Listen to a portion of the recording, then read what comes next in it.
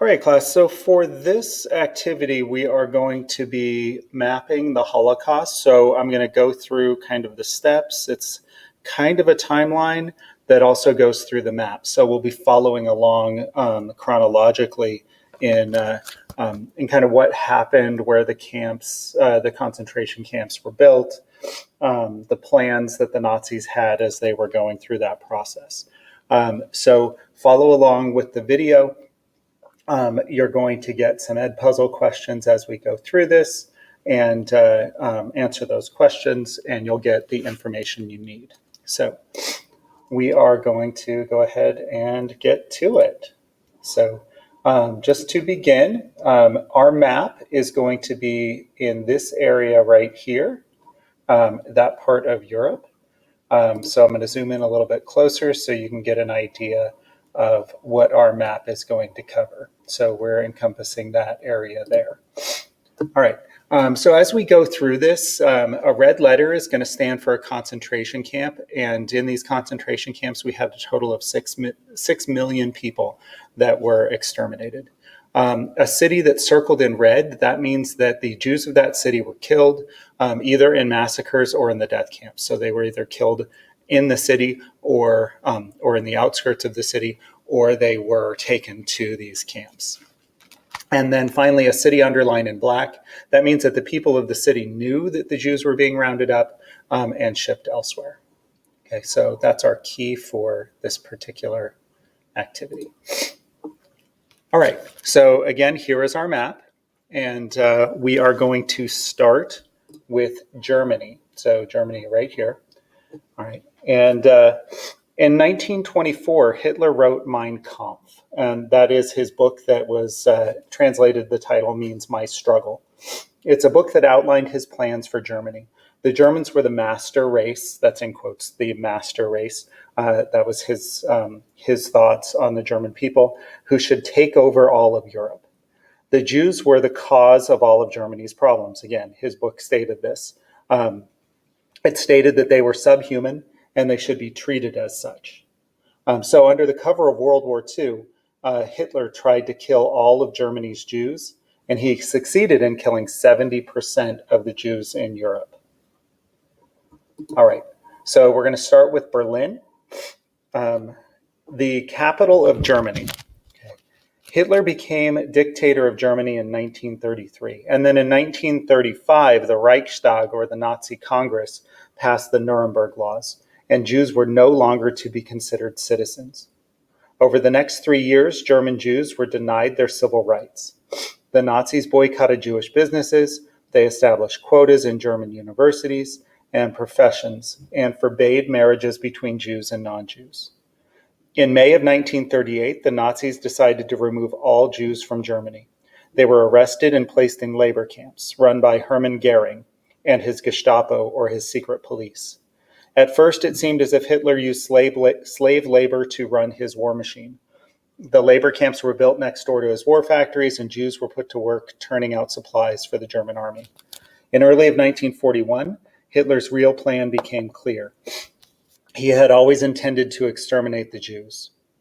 On July 31st, 1941, Goering gave the order to carry out the final solution. All Jews in the camps were to be killed.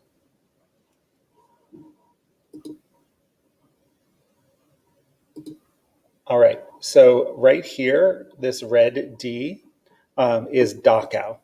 Okay, this is just northwest of Munich. Right? Hitler built the first concentration camp here just 2 months after coming to power in 1933. It was built as an extermination camp for Jews, but it first served as a slave labor camp for anyone who opposed Hitler, including communists, trade unionists, newspaper editors, and ministers like Pastor Niemöller. By 1935, it was directed by Heinrich Himmler and his Gestapo. Prisoners worked as slave labor in nearby factories. Of the 200,000 people from many countries sent there, 70,000 were killed or died of starvation and disease. 3,500 Jews died from brutal medical experiments conducted by Nazi doctors. In April of 1945, American troops fighting their way through Nazi Germany came upon this death camp. They liberated 32,000 prisoners. So in Dachau, we have 70,000 people killed. Next, we're going to move on to Munich, okay, right here. When Hitler demanded Czechoslovakia, the government of England and France were so eager to avoid another war that they told him he could have it. This policy was known as appeasement. The British and French figured that if they threw the babies, the Czechs, out of the sleigh, the wolf, Hitler, would no longer be hungry. They were wrong. Hitler wanted to swallow everybody in the sleigh. All right, so this is the metaphor that they used. They imagined a group of people traveling in a sleigh and being chased by a pack of wolves. And they made the horrible decision of throwing the babies out of the sleigh so that that would stop the wolves because they would stop to eat the babies. But instead, what they didn't realize is that the wolves wanted the entire sleigh. Okay, this was France and England's way of expressing how distasteful it was to allow them to invade Czechoslovakia. They didn't like letting that happen, but they thought that that would be enough to appease Hitler. And so what Hitler did was they took over Czechoslovakia. England and France thought that would be enough, but then once they did that, they decided to move on. Hitler and the Nazis decided to move on to more. All right, next we have Buchenwald right here. And Buchenwald, Hitler, in 1937, Hitler opened this concentration camp. It was as large as Dachau. Jews from all over Western Europe were sent there. Prisoners worked as slave labor in nearby factories. Nazi doctors performed experiments, amputations, lethal germs, and poisons on Jewish men, women, children, and babies. In April of 1945, American troops fighting their way through Nazi Germany came upon this death camp.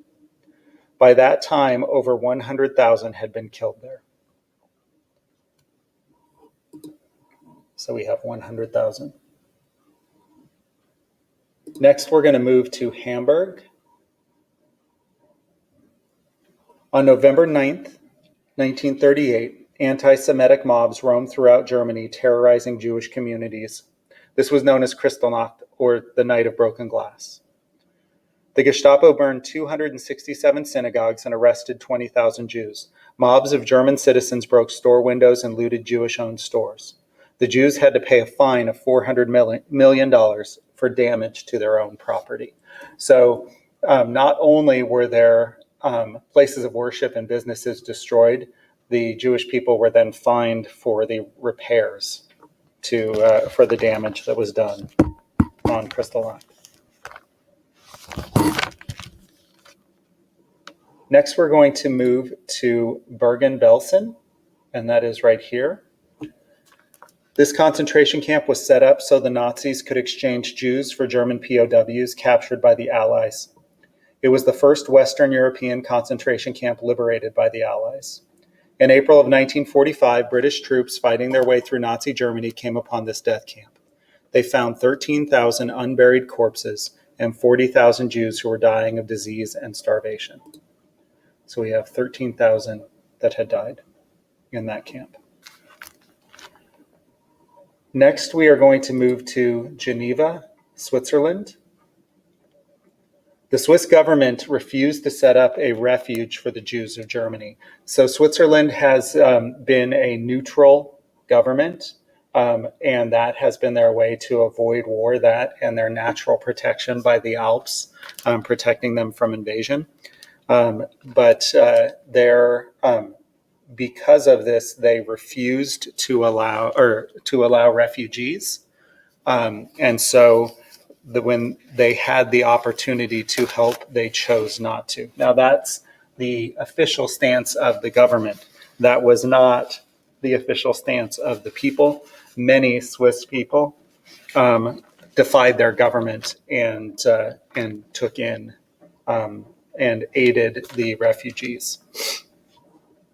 Next, we're going to move to Paris, right here. In June of 1940, Hitler's army invaded France.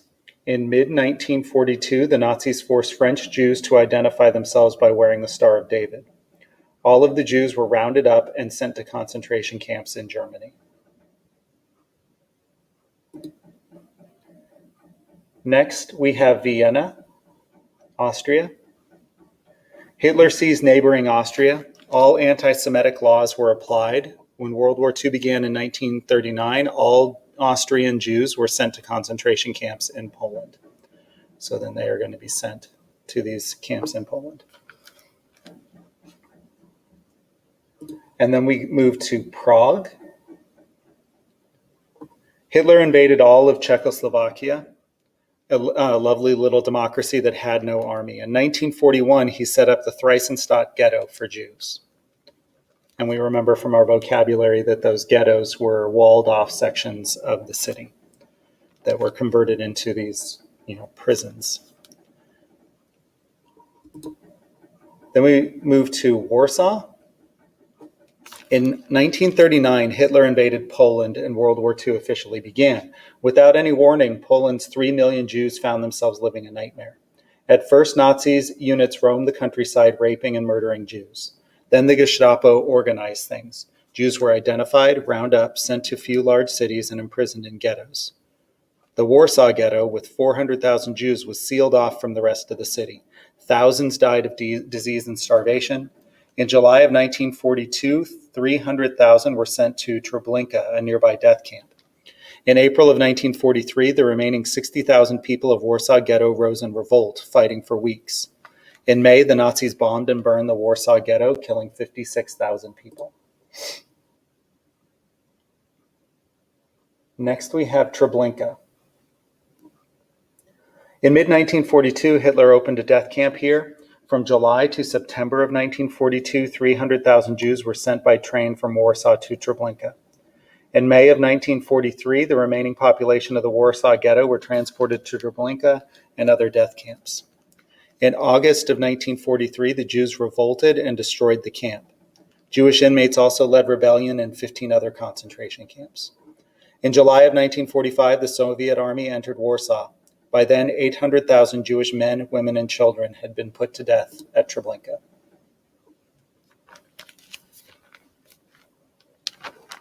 Next, we move to Lodz, Poland, this camp.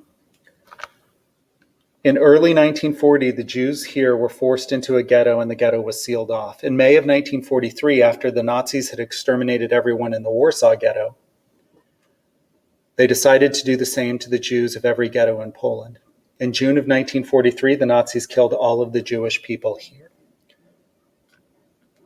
So the Nazis began this strategy of rounding people up into the ghettos and then bombing the ghettos. We don't know how many people died in Lodz. Next is Krakow. In early 1940, the Jews were forced into a ghetto and the ghetto was sealed off. Like Warsaw, the Jews rose in revolt, but they were shipped to the concentration camp in nearby Auschwitz.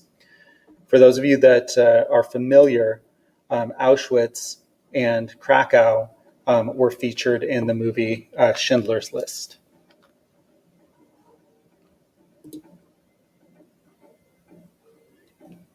In Auschwitz, in June of 1940, Hitler opened the worst concentration camp of all, Auschwitz. In June of 1941, 4 gas chambers were installed and it became the main extermination center. In March of 1902, the mass killings began. As Jews arrived in the camp, they were put into 2 lines. Teenagers and able-bodied adults were sent to work in the camp's factories. They were fed little and starved to death. Young children, the sick and the aged, those who were unable to work, were gassed immediately upon arrival. After dying in the gas chambers from cyanide or carbon monoxide, their corpses were cremated in ovens. Their clothing, jewelry, hair, and the gold fillings in their teeth were used for the German war effort.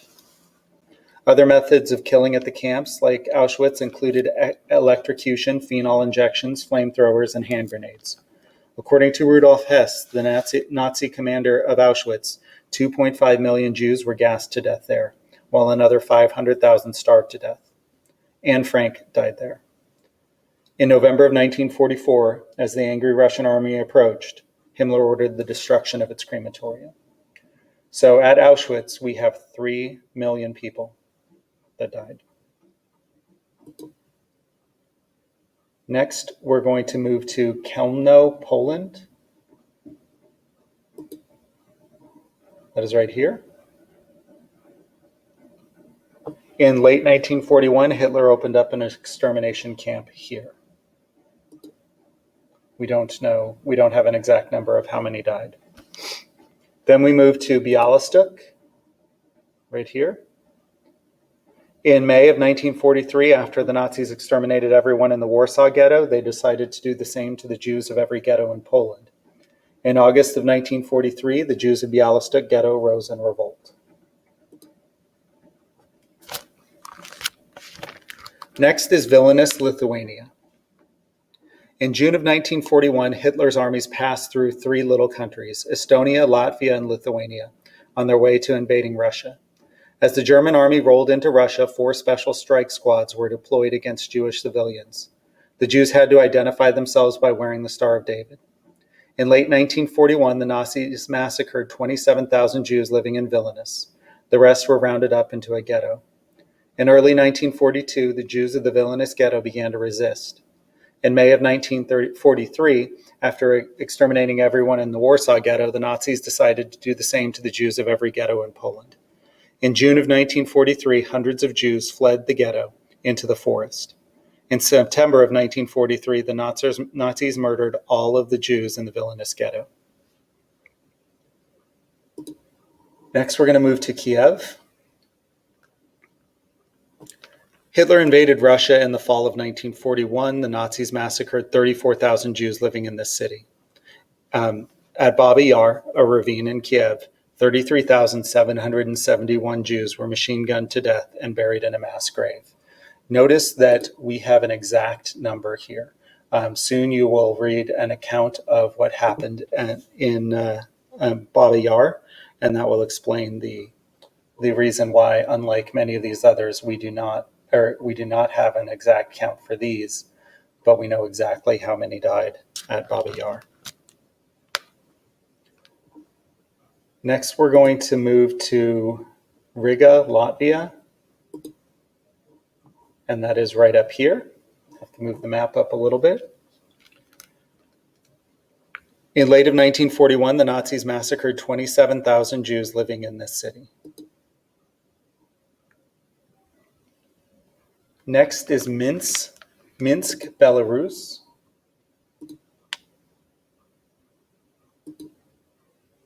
There we go. When the Nazis rolled through this region on their way to Moscow, the Gestapo rounded up the Jews and placed them in a ghetto. The Jewish resistance led a ghetto uprising. Now we're going to move over across the pond here to London. In the fall of 1942, the Allies, England, the US, and Russia, announced that they would punish the Germans for murdering the Jews. At that time, nothing could be done. Hitler had invaded Russia and was crushing the Russian army. The British and Americans were fighting Hitler in Italy. The Allies would not reach Germany until the spring of 1945. Next, we're going to move to Budapest, Hungary. In May and June of 1944, Hitler sent 500,000 Hungarian Jews to the concentration camp at Auschwitz.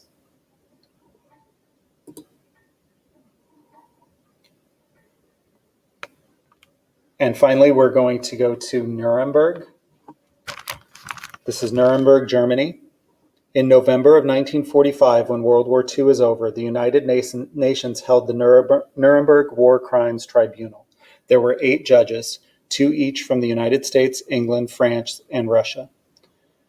At these trials, Nazi war criminals were tried for war crimes, the murder of prisoners of war, and crimes against humanity, slave labor, inhumane medical experiments, and murdering people because of their religion. After 13 trials that took 4 years, 12 Nazi leaders were sentenced to death and hung. They did not include the top 3 Nazis, Hitler, Goebbels, and Himmler. Those 3 had committed suicide before they could be hung. Okay, there is your map. If you need to, go back and review some of these portions so that you can complete the questions.